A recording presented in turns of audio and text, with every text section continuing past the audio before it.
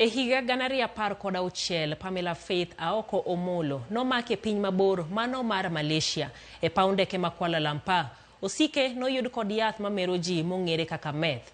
Piyo piyo nong'adne ni inege kuom ting'o yedhe mamero ji e pinje mopogore. Kata kamano, tok ng'ur manokaw higni mabuop noduok kum mare nyaka bedo gi yedhe mamero ji manomiyo otweye kanyakla maromo higni 12. Faith en achiel kuom jo Kenya maloyo 1,000 ma bende otwe e pinje ma oko e wi ohand yedhe mamero ji. Gisani piny owacho ma pachoka temo reso ngima ja Kenya Margaret Nduta mong'ane twech mar tho e piny mar Vietnam. Faith ni kodo e studio omiwa sigande kaka inoyudore gi ketho machalo koda manero erokamano ahinya Faith oimore. Oimore ahinya. Wago erokamano maduong' ni iwuoyo kodwa odhiambo ma kawuono. Inyalo mana ulori to Faith en nyakanye kata chikanye kata oakanye.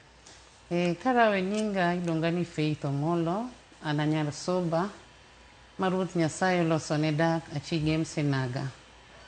Owara ero Ruoth Yesu kaka jawar mar dhood chunya nayudo warruok kane od jela. E piny Malaysia. E piny mar Malaysia. Kamano. Erokamano ahinya. Ere kaka nichopo kanyo? Kadwa wacho sigana mara dibed mabor, tadwa na wache mana matin karure gi saa ma wan godo. Kenya kaendi adak e dala mar Kisumu kendo natimo ohala mar lewni. Nan miyono mane timo ohala. Lewni mage? Lewni mag mtumba. Kanoromo higa mar 2015 mane dwe mar 6. Nayudo osiepna achiel mane ja Kenya kaendi to ne Ruoth Nyasaye noloso no dak nodhi okende East Africa. Koro nwaromo e Facebook. Kane waromo e Facebook nyakono nang'eye through nyamera matin. Koro kinde go nong'eyo tich mana tiyo samoro koduogo Kenya ka to nong'eyo na uso ne lewni. Odiochieng' moro achiel nowachona ni waigi moro nitiere e dala mar Malaysia motedo ne ja China e piny mar Malaysia to gin koda duke miuse gik moko e piny mar Malaysia to gidwaro ji 3 ma e piny mar Afrika mondo bi otinegi. To pile ka pile ing'eyo ni piny mar Kenya ka wawinjo ni dhi tiyo abroad, dhano bedo koda mor e chunygi. Nabedo gi mor e chunya ka naneno na dhi tiyo abroad. Kendo pesa manonyisa ni dhi chula ka nang'iyo gi pesa mar Kenya ka, to nayudo ka pesa no duong' moingo chudo mar Kenya ka. Niloso pesa di kama e ohand mtumba to nosingi ni pesa di kocha? No, ohala mar mtumba pesa manosingo na nok nyal chope ohala mar mtumba kabisa nikech ohala ni chien piny Kenya ka. To owuon nowachona ni kama nadhi tiyeno ni dhi chula siling 3,000 e dwe.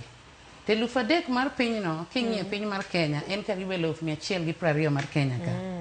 Koro nang'i neno ka pesa no ne pesa maduong' mane nyalo konya. Kwanda managoyo kaka ng'ama miyo mane nigi nyithindo, naparo ni kawuok e piny mar Kenya ka ma dhi adak oko kata higni 3 kaloso gimaloso adhi yawo kara mar ohala maduong' kata nyalo timo gimoro maduong' manere. Koro nabedo gi mor manawe oda manawuok kana dhi e piny mar Malaysia. Koro seche manadhi e piny mar Malaysia no, nyako no nomiya parcel manomiya. Chien ka iwe familia mari? Chien ka awe familia mara, ka familia mara bendo mor na yudo tich. Nawe nyithindo ma nyathina matin ne en higni 3. Koro seche manawuok ka mor ka ng'eyo na dhi tiyo. To kari tich mana dhi tiyo nopogore gi gima nie pacha. Seche manawuok ka nomiya parcel. Kanomiya parcel. Ogi Kenya ka? Parcel nomiya gi East Africa. Nawuok e piny mar Kenya tadhi ode. Kadhi ode piny Mano East Africa piny mane? Piny mar Nigeria. Kana dhi ode piny mar Nigeria odak kamoro ni Lagos. To ne odiochieng' manonego bed ni adhi e piny mar Malaysia mana tieko ndalo 2 e ode. Katieko ndalo 2 e ode odiochieng' mogik makoro onego bed ni adhi e piny mar Malaysia, wane kode mtoka achiel kachiel gi jaode. To jaode wachone ni jaoda poga winjo kiwacho ni osiepni parcel monego bed nomiyo nyaminwa kochopo e piny mar Malaysia. To jaode nyisa ni osiepa waywa nyocha nonego bed ni adhi limo. To nikech ine mikwongo dhi e dala mar Malaysia, waywa no nyocha nyuol en gi nyathi matin ma newborn.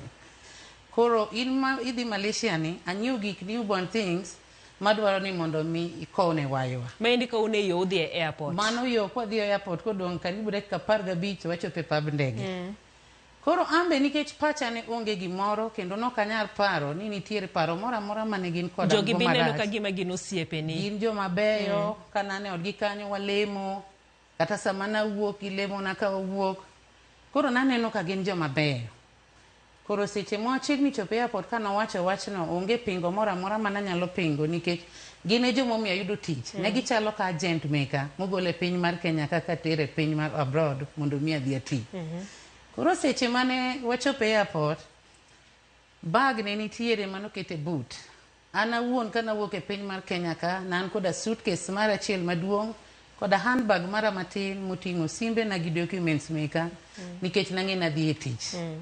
Koro kwachopo e pab ndege ma piny ma Nigeria to ne gilor ma gigolo bag e boot. Bag no norang malong'o e piny ma Nigeria. Kano yaw i bag nitie mana gik nyathi mayom monyuol moting'o chupa maduong' gi gimoro amora, oting'o lep nyathi gimoro amora madibed ni mag newborn.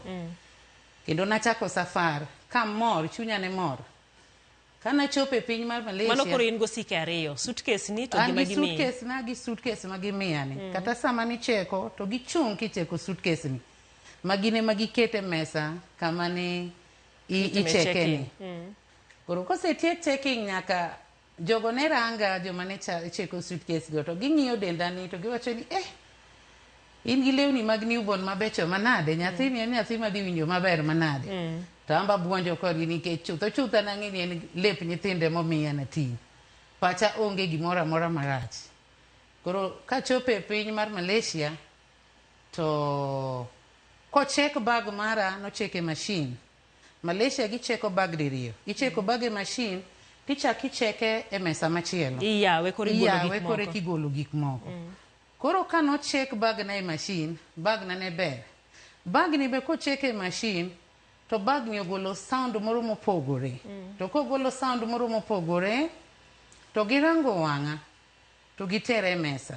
Koro kane wachopo e mesa kacha to kirango bag ni onge rach.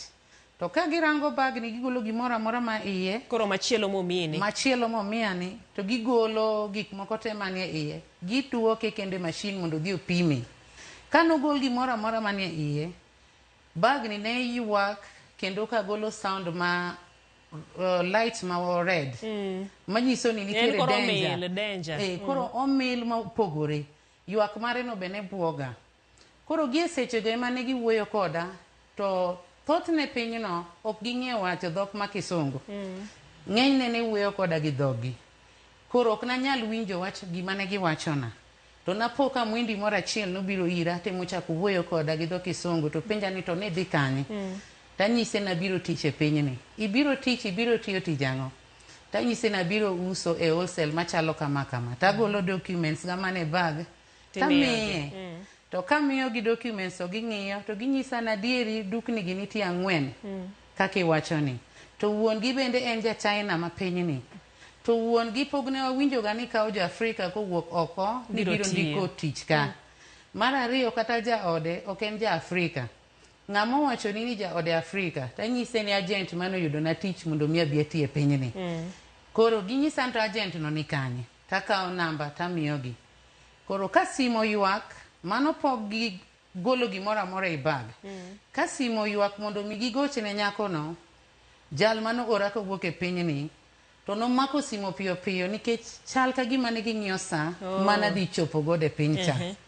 Koro komako simo to luonga mani Faith isechopo. Tapenje mana ni tapenji nyarma bag mani miya mana moting'o gik nyithindo ni. Sani ka kori gole machine to yuak mana mopogore to jogi penja mana penjo mang'eny ni. Ang'o manie i bag ni? To nyisa ni onge gima nie bag no kik ibed gi luoro. Koro kambe kako makoro owacho ka jogi winjo. Owacho ka jogi winjo nikech sama go simo to jogo keto loudspeaker. To jogo nyisa ni kik iwach dhogu. Wach dhok kisungu, dhok monyalo winjo. Mano muindi manyisi ni nokonya mondo mi ong'e adieri mar wachna kamano ae. Koro koduoko kamano to muindi nokawo simu to chako wuoyo kode. To muindi no penje ni in gadier ni bag mimiyo mamani nobi godo e pinyni onge gimoro amora iye to wacho ni an gadier ni bagno onge gimoro amora iye unyalo range mondo ung'i ka nitie gimoro iye. Mama no ang'eyo mok anyal miyo mamano gimoro amora marach. To Mwindi nowacho ni oyo kik wadhi ng'wech. We mondo mi wamuk bagni mondo mi wacheki. Nikech yo mano kan godo yedhe go iwe ni jogi dhi kuonde milose bege ma kisungu wacho ni industries. Oa factory kosekete chuth ok di ng'e no bedo hidden ma ok di ng'e ni en gi kar kanye. Koro joka nigi lony mamalo mar rango gini. Koro nochuno jogi ni mondo mi we communication mani communicates godo kodgi koro mondo mi okete cell kanyo ka gimuko bagni mondo girangi. Koro seche ma gikete cell no gimuko bag mondo mi girangi to giyudo ka bethe bag koni koda koni no kane yedhego to gigolo to gitang'ona to ginyisa ni wang'eyo ni gini ok en mari to ng'amo ori ni we wateme gone simu kendo to koro kendo kichaki gone simu to koyudre nodhi oloro gimoro amora mare ogo mteja ma koro ok oyudre koro ade madong' e gino mane momiyo nayudore jela. Koro gie sechego nabedo e sel mar airport kanyo ndalo 14 kapod gikane e airport kanyo. Bang' ndalo 14 eka gitera ka polis machielo. Ka polis machielo no bachaka bedo ndalo 14. Bang' ndalo 14 no to tere court. Kotere court bang' ndalo 14 to tere jela. Jela manantiere niluongo ni Penjara Wanita Kajang'. Mane en jela maduong' kaka Kamiti Maximum Prison. Koro mane jela mikete jogo momak gi yedhe e pab ndege. Koro seche mana donje jela kanyo asebedo ka wuok e jela tadhi e court awuok e jela tadhi e court. Atieke remand higni madhi 5. Mano kana dhi e court e wachna. To odiochieng' moro achiel kana dhi e court ma koro nadhi mondo mi odhi ong'ad bucha to judge mara jang'ad bura mara nokoyie koda. Jang'ad bura mara nowacho na ni jo Afrika osebedo ka ketho pinygi. Koro ang'ado ni buch tho mondo mi onegi e pinyni. To kowacho wachno obed puonj ne jo Afrika mamoko. Obed puonj ne jo Afrika ma ketho pinygi. Koro mane kaka judgment na ne en. To kowacho mano to ok nawinjo ka buok ahinya nikech nang'eyo ni Nyasaye manalamo kata Nyasaye manochweya nong'eyo ni an ng'ano miluongo ni innocent. An ng'ama ne kia gima ne timore. Koro nating'o mana bada tanyiso judge naduoko ni erokamano kuom ng'ado na bura mar tho.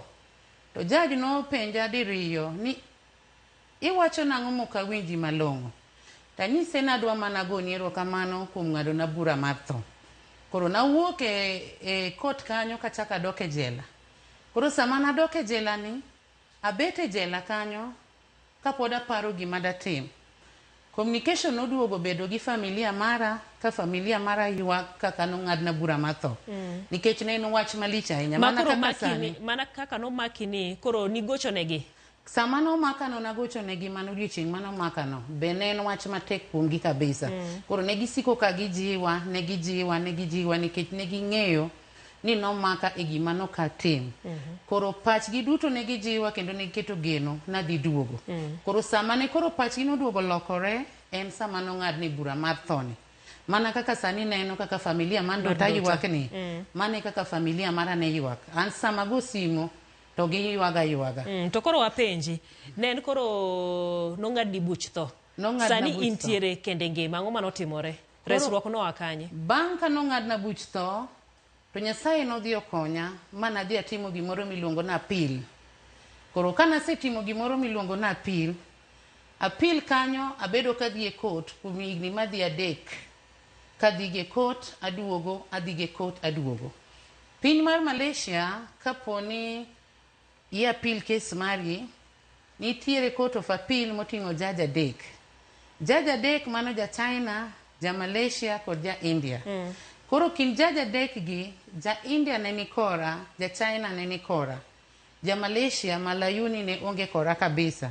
Nochalo ka judge mokwongo manong'ado na bura mar tho. Ka nonena to nonyisa mana ja Afrika oseketho piny ni ok oyie koda. Koro an nasiko kaka dok e jela to nalemo gi geno kuom Nyasaye, geno mana geno godo kuom Nyasaye gi lemo mana keto motegno ema nyalo wacho nokonya. Ema nokonye. Koro odiochieng' mogik kana dhi e court to napo kowachona ni ng'ama judge mane ok dwara ni ene manowacho nodwa tweya higni 30. To higni 30 modwa tweya ni dhi chakore gi odiochieng' manong'ado na iburano. Matiende ni higni masetieko ka ok odhi kwano. Mano higni 8 ka ok odhi kwano. Koro achako manyien. To lawyer mara mane an godo, nan gi lawyer mane Nyasaye okonya godo maber mane Muindi, mane iluongo ni Mr. Simon Morali.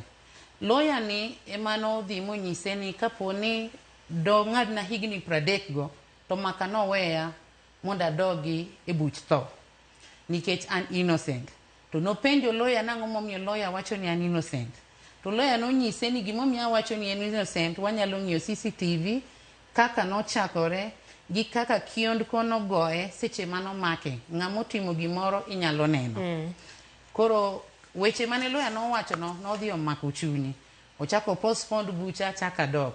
Koro kachaka dok kendo bang' dweche 3 to Nyasaye nokonya kachopo kanyo to ginyisa ni ong'adna bura an kora dok e piny mar Kenya. Mana duogo piny mar Kenya kae tarik 12 Disemba higa mar 2024. Mano higa mokalo. Higa mokalo. Masani an koda dweche madhi 4 pok achopo dweche 4 e piny mar Kenya. An koda dweche madhi 4. Wagone Nyasaye erokamano. Nen gima matek e kinde ma nintiere twech kono. Ok nen gima mayot. Nen gima matek nikech mokwongo seche mana ntiere jela, nan e jela e piny mawendo. E jela maonge watni moro amora manyalo neni.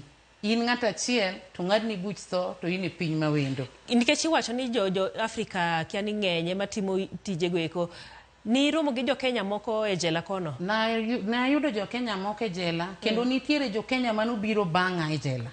Ma kata sani kane wach ndutani nowuok, family gi ogona simu, family jo jela 2 manie jela e piny mar Malaysia.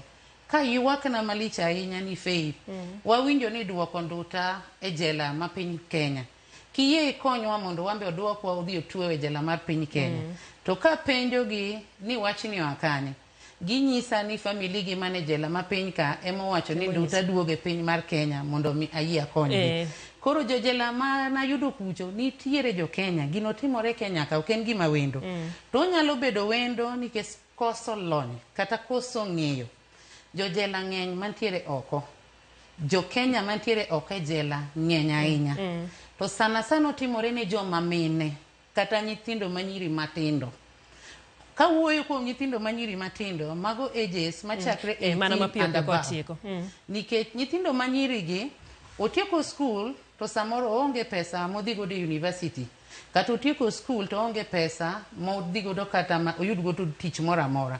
To ne mine bende nitiere mawuok nikech poverty. To nitiere bende mine mawuok miwuondo makia gima timo kaka nowuond Faith Manyaro Omolo. Koro chunya ne gombo ni mondo mi awuo gi jawinjo moro amora mawinjo duonde seche machalo kamagi ni gibed ka gitang' gi tije miyudo e pinje ma oko. Tije miyudo pinje ma oko te ok en tich malong'o. Sama ng'ato dwa goli ni dhi tiyo e piny ma oko, bed gadieri ni ng'ani sama odwa goli ni be en tich mar adier modhi goli ni koteri. Nikech giwuondo ji gi yore mopogore. Iwuondi ni dhi miyi tich, nitiere moko bende mating'o kong'eyo ni anta ting'o. To seche moseyudore chandruok eka wachni duog donjone. Basto gima timore piny mar Kenya ka ni ng'eny Kenya ok ong'eyo ni pinje mag Asia gin pinje ming'ado ne ji buch tho. Koro jo Kenya paro ni seche ma chik mar Kenya kaendi chalo gi chik ma oko. Oyo, chik mar Kenya en mana mar Kenya. To kise idho ndege mikadhe pub ndege mar Kenya ni, to kamidhiye ni opogore en chik makocha. Gima naneno ne en gima lich miwuoro. Awuotho go pinge lweta, to pinge tienda, to pingo no dhiyo kadhi nungo ni, nikech ong'adni bura mar tho. Tidak kendi e ot ma onge ng'ata ng'ata mineno. Kata chieng' ni nagombo mana maneno chieng'. Ma samoro achung' e drisa tawuoyo gi Nyasaye kanyiso ni wuora. Kimia kata mano odiochieng' achiel mondo ane chieng' marienyni. Faith e duogo mari koro tarik 13 dwe mar 12 higa mokalo, familia mari norwaki nade? Kana chopo ka wuoyo e duogo marano, nochalo naka lek kata kapok aneno familia mara. An nochalo naka lek nikech kata kanane ndege makoro nachopo Jomo Kenyatta airport ka tawinjo kilando, ing'eni ndege kudhi land tilandonu kamulandie. Tawinjo kilando ni welcome to Jomo Kenyatta airport. Gino nomiya go nduru e ndege. Kendo na ywak ka go nduru katetni. Ma ng'at manobedo batha no. We mondo wami pi ma imodho kanyero ma piyo piyo. Mano kanyero sama koro onyisowa kata ogonwa sigande mar bedo e tueche pinero mar Malaysia. En kokano duogo, mano kanyero dwe mar 12 higa mokalo bang' bedo higni gi higni tuech e piny noero mano mar Malaysia. Bende kako wacho kanyero nok en ja Kenya kende. Oseneno ka kende report wacho ni maloyo ja Kenya 1,000 osetwe e pinje ma oko, pinje kaka mag Hong Kong, mag China, mano kanyero ma Singapore, Thailand, kanyakla kod Malaysia kuma ne entiere. Iwacho kanyero ni ka Orlando ni koro ndege chung JKIA. Mano mor. Kana winjo ni welcome to Jomo Kenyatta airport. Nago nduru e jela e ndege to na tetni ng'ama dichuo manobet buta obuok. No buok. Nikech nan ng'ama gonduru to chung. Achalo ng'ama dwano ringi. To ko buok to mako mana lweta. To ne luya ni tuchna i denda te, ta tetni. To penja mana ni, tang'o mi tetni kama. Bed piny mos. To penja ni sedak Malaysia higni marom nade. Tanyise ni asedak e jela. Ni kaki chalo ni ae jela. Anyise na ae jela. Higni adi, anyise ni higni 8 ka ne jela, nong'ad na buch tho. To penja ni jela ka nitiere jela ma Malaysia nitiere jo Kenya. Tanyise ni ng'eny. To nyisa na dier nie, to nyisa ni mos. Koro mor gi hilo manan godo ni aduogo e piny Kenya. Na yudo ka jowete na ne rita airport, men jaoda kaachiel koda nyimine na gosiepe mamoko. Kana neno gi to ne nduru. Gimbe gigoyo nduru. Gimor. Nduru mar mor. To kadhi machope oda nyithinda norwenya. Nikech nyathina matin kaka wacho na wegini adek. Na yudo ka wuoyi bor moinga. To konena. Sanogo ng'eyi. Eno ng'eya tanta orwenya. Nikech bang' higni 8 gi noka nene. Koro anapong'a moringo mohaga to ywak. Tapenye ni, to in ng'ama ywak ni. To nyisa ni mama ikiaya an Bravon. Koro nodonjo na malit ahinya ni kari nyalo dak nyaka oko mikia nyaka nyathini minyuolo. Koro mane kaka ne chalo. Erokamano ahinya Faith kuom miyowa sigandi. Ang'eni en sigana mabor. Watema mar diye mondo omak seche mwantiere go sani ni. Kata kamano en sigana ma itimo maber mar wache mondo ji ong'e. Chopa ni ikawa tije mabendo kilero mano gima koro nyaka ng'i. Kawa osike ok jite magino siepe. Ng'ato wuondi awuona nikech iwacho ni kaka jogieki giketo magilemoni to kare ging'eyo gima gitimoni. Wago erokamano. Wageno ni pod wabogo mbaka machalo koda medit ka ahinya koro ne jo Kenya mabende wuotho e pinje ma oko bed motang' kabisa. Mano kanyero e ote mabende Faith we wagodo odhiambo masani e chenro ni mar mine wacho.